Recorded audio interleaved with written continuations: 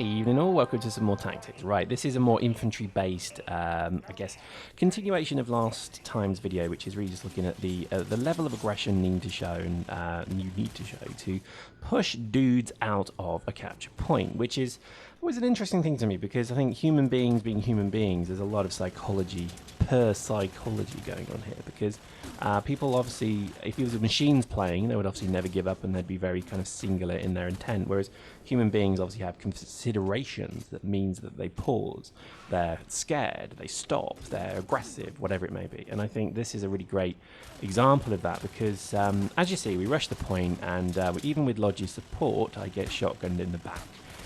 Which is interesting and a good thing because it's lovely to see shotguns being used.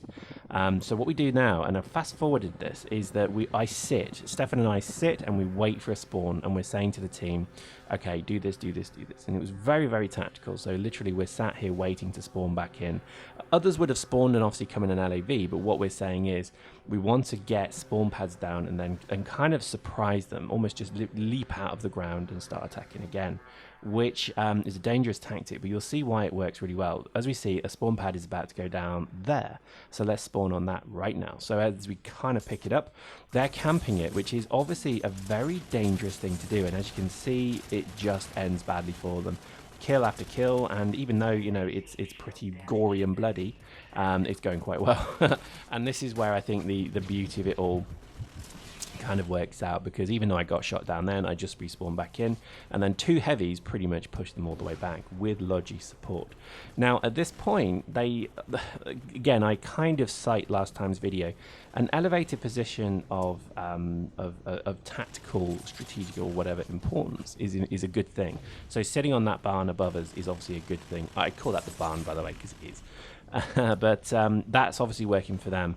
However, we just got an orbital, so exactly like last match, this match is about to be won almost 3 minutes in by an orbital, because as you can see, they leave the point undefended, I start hacking, and then pretty much Stefan's getting the orbitrol ready to go, and he then calls in, and what happens is they lose their entire gang and their entire, I guess, foothold in this game for the whole match, and they're not able to recover, which is always, I think, part of the game really, because you know, look at that ragdoll, isn't that lovely? A lot of the game really is about not just, you know, being the best shot and the best kind of dude in the game, it's also being about one of the cleverer dudes. And as you can see, look at that orbital, look at all those fine kills, and that's pretty much them done. You know, we orbital it clean, as you would say. And that's pretty much them done. Good night, off you go. And I think the only thing then, now here you go. They did have one spawn point. Look at them erupt from the ground here like crazed hobbits. But again, you know, just they kind of got swamped. They killed me, but I'm immediately back on my feet. And their spawn pad is also destroyed as well. And that's it. That's kind of good night, Susan.